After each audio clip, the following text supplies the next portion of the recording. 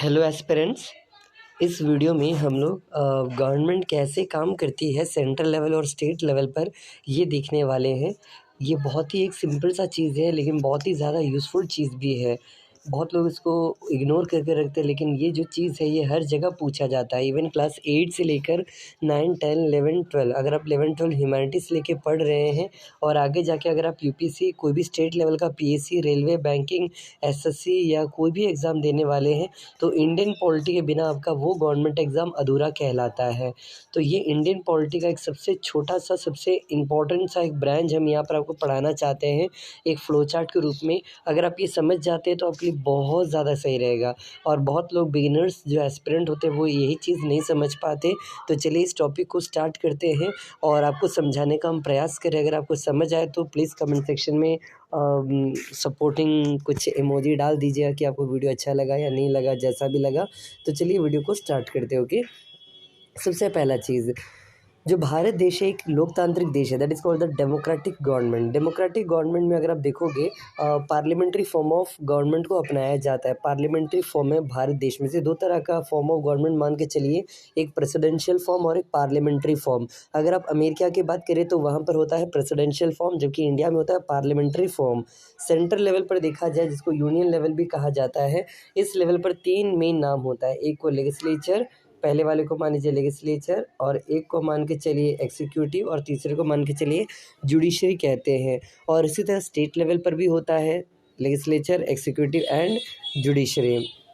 लेकिन जो central level का जो लेजिस्लेचर होता है उसको अंदर या उसको ही हम लोग दूसरे नाम से पुकारते हैं, जिसका नाम है, अगर आप देखोगे यहाँ पर तो उसको हम लोग पार्लियामेंट भी कहते हैं, जिसको सांसद भवन भी कहते हैं।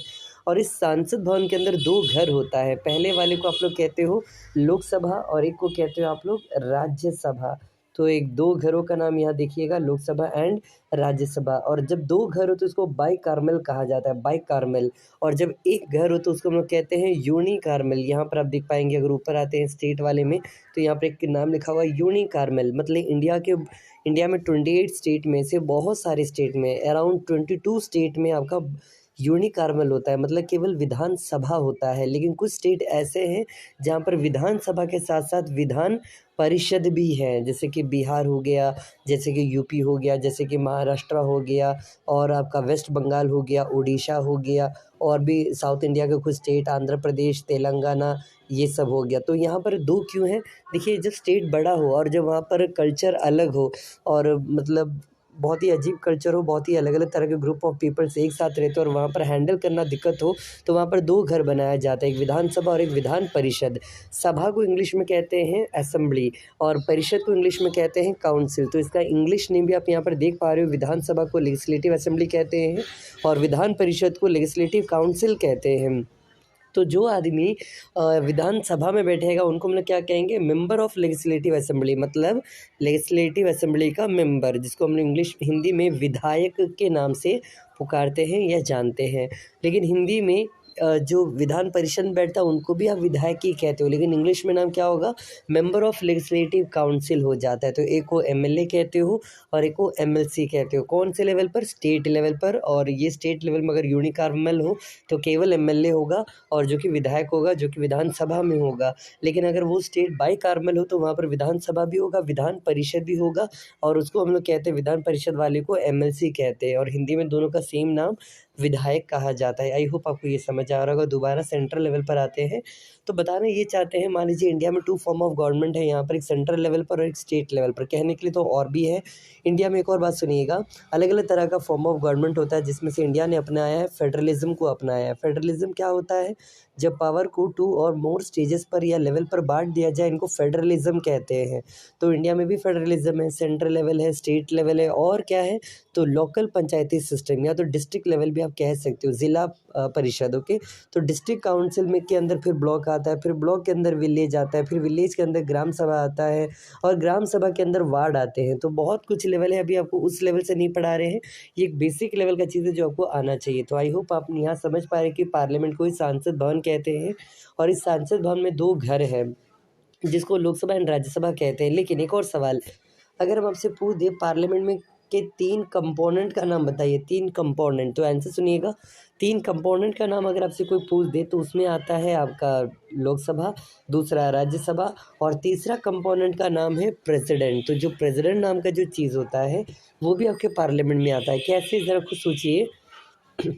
कोई भी कानून जब बनता है तो वो पहले लोकसभा से पास होकर राज्यसभा जाता है और राज्यसभा से फिर उस पर प्रेसिडेंट जो होता है वो मोहर जब तक ना मारे वो कानून लागू नहीं होता है। तो इस तरह देखा जाए तो इंडिया में जो आपका पार्लियामेंट होता है, पार्लियामेंट के अंदर ये तीनों चीज़ें आता है, आपको ये चीज़ जानना है। ओके, और इसमें भी हम कुछ यहाँ पर डिफरेंस और कुछ सिमिलैरिटी लिखी हुई आप देख पाओगे, पढ़ पाओगे। सबसे पहला, लोकसभा को ही हम लोग कहते हैं, एक मिनट, सॉरी इसको पहले हटा दे, 1 मिनट, यहाँ से थोड़ा कंफ्यूज हो रहे हैं। इसको हटा देते हैं। जैसे आप यहाँ पर देख पा रहे हो, लोकसभा के अंदर में एमपी कहलाता है, राज्यसभा के अंदर में भी एमपी कहलाता है। क्यों? एमपी का मतलब होता है मेंबर ऑफ पार्लियामेंट। और अभी थोड़ी देर पहले आपको हम क्या बोल रहे थे, पार्लियामेंट में ही होता है मतलब ये दोनों घर, और इसलिए इनको सांसद कहते हैं। मतलब हिंदी में इनको सांसद और इंग्लिश में इनको आप लोग कह सकते हो एमपी कह सकते हो। और यहाँ पर हिंदी में आप लोग विधायक और इंग्लिश में एमएलए या तो एमएलसी कह सकते हो।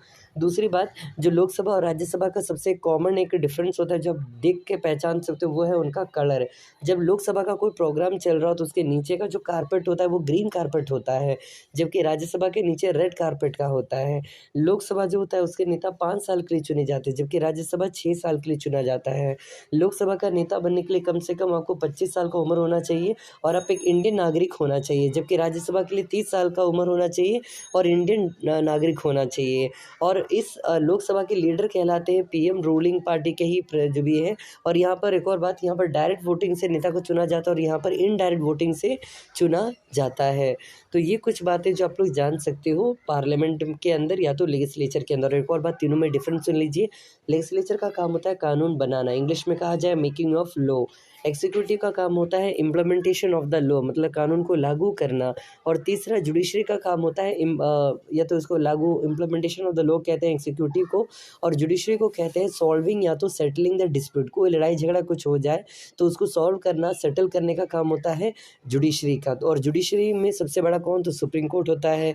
और सुप्रीम कोर्ट के अंदर अगर आप देखते हो तो सबसे बड़ा जो उसके जो भी अध्यक्ष होते हैं उनको चीफ जस्टिस ऑफ इंडिया कहते हैं। और प्रेजेंट टाइम में जब हम ये वीडियो बना रहे हैं, मतलब 13 दिसंबर 2022 को, तो इस टाइम में अभी चीफ जस्टिस के हेड कौन है? तो उनका नाम है DY चंद्रचूड़ सर नाम के एक सर है, वो है। और ये भारत के 50वें चीफ जस्टिस है। इनसे पहले जस्ट अभी हाल फिलहाल जो थे कि यू ललित नाम के थे, उदय उमेश ललित, उन्होंने रिज़ाइन कर दिया और उसके बाद ये बन गए हैं भारत के 50वें चीफ जस्टिस ऑफ इंडिया। तो ये करंट अफेयर से एक बात है जो आप जान सकते हो।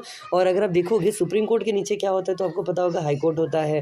हाई कोर्ट के नीचे जाए तो डिस्ट्रिक्ट कोर्ट होता है। और एक और बात, इंडिया में टोटल कितने सुप्रीम कोर्ट है? तो एक ही है जो कि दिल्ली में है। लेकिन हाई कोर्ट कितने, अगर आपसे कोई पूछ दे हाई कोर्ट, तो आंसर प्रेजेंट टाइम में 25 हाई कोर्ट है। तो ज़रूरी नहीं कि हर स्टेट के लिए एक हाई कोर्ट हो, एक से ज़्यादा भी हाई कोर्ट एक या दो स्टेट को रिप्रेजेंट कर सकता है। और डिस्ट्रिक्ट कोर्ट, अगर डिस्ट्रिक्ट कोर्ट की बात करें तो प्रेजेंट टाइम में इंडिया में 775 डिस्ट्रिक्ट है। और इस नज़रिए से देखा जाए तो डिस्ट्रिक्ट कोर्ट इंडिया में भी बहुत सारे 700-800 डिस्ट्रिक्ट कोर्ट है, क्योंकि यूनियन टेरिटरी के अंदर में भी डिस्ट्रिक्ट होता है तो उसके अंदर में भी डिस्ट्रिक्ट कोर्ट्स होगा। आई होप आपको ये बात समझ आ रहा होगा। और डिस्ट्रिक्ट कोर्ट्स के नीचे जो होता है इसको हम लोग कहते हैं सब ऑर्डिनेट कोर्ट या तो लोअर कोर्ट्स कहते हैं। तो इस तरह ये होता है आपका बेसिकली जुडिशरी का सिस्टम जो कि हम आपको बताना चाहते थे, ये भी हो गया। अब आते हैं, चलिए एग्जीक्यूटिव को समझते हैं। ओके, अब एग्जीक्यूटिव पर क्या होता है ये जानिए।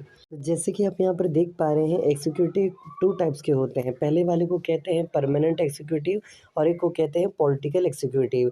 जो पॉलिटिकल एग्जीक्यूटिव होता है वो नेता लोग होता है जो कि इलेक्शन के द्वारा चुना जाता है, जो कि और जबकि परमानेंट जो होता है वो एग्ज़ाम दे के सेलेक्ट होता है। फॉर एग्जांपल इंडिया का सबसे हाईएस्ट लेवल का एग्ज़ाम यूपीएससी हो, जो कि ग्रुप ए का और ग्रुप बी का जॉब सिलेक्शन दिलवाता है, या ग्रुप बी और ग्रुप सी लेवल का जो एग्ज़ाम होता है एसएससी जो होता हो, या और भी नीचे आ जाए group C group D level के जो बैंकिंग रेलवे के एग्ज़ाम जो होते हो।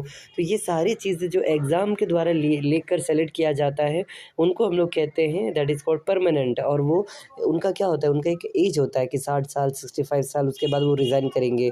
जबकि नेता लोग क्या होता है, अगर 5 साल बाद दोबारा जीते तो वो दोबारा नेता रहेंगे, वरना उनको अपना कुर्सी छोड़ना पड़ेगा। तो आई होप आप ये समझ पा रहे हो कि 2 टाइप्स ऑफ एग्जीक्यूटिव होता है। वन इज़ पॉलिटिकल एग्जीक्यूटिव जो कि टेम्परेरी रहता है और वो बाई इलेक्शन से चुनकर जीत के आते हैं, और जो परमानेंट होता है होता है वो एग्ज़ाम क्रैक करके बनते हैं। और क्या-क्या बन सकते हैं, तो यहाँ पर हम एक एग्ज़ाम दिए हैं एग्ज़ाम्पल कि यूपीएससी जो देता है, मान लो वो आगे जाके आईएएस, आईपीएस, आईएफएस, आईआरएस और इंडियन फॉरेस्ट सर्विस एक्सेट्रा को वो चूज़ कर सकता है।